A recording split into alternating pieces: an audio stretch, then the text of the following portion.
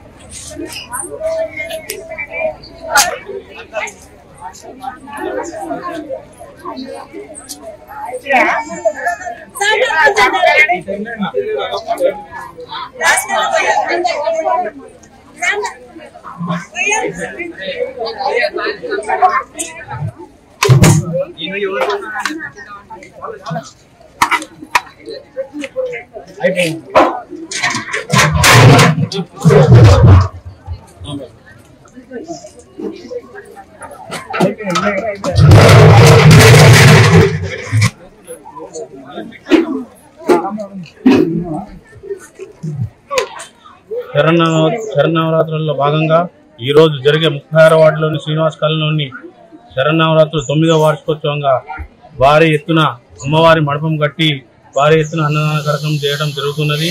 ఈ కార్యక్రమం మేము గత 9 సంవత్సరాలుగా ఇక్కడ నెలకొల్పడం జరుగుతున్నది.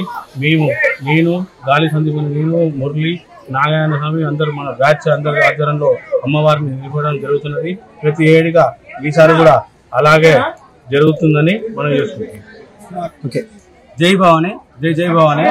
ఈరోజు 36వ వార్డులో నెలకొల్పబడిన అమ్మవారి 9వ వార్షికోత్సవం జరపబడుతున్నది.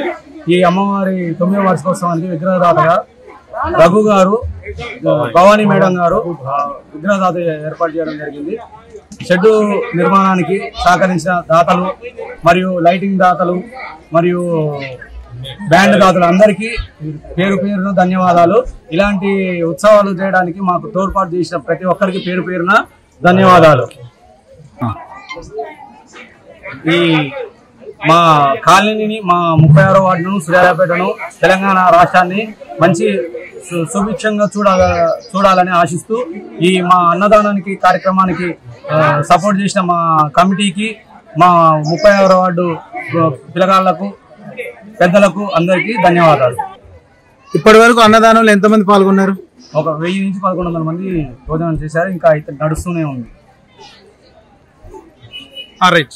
జై మాతాకి, జై దుర్గా మాతాకి, జై భవాని, జై భవాని, జై భవాని, జై భవాని, జై భవాని, జై భవాని.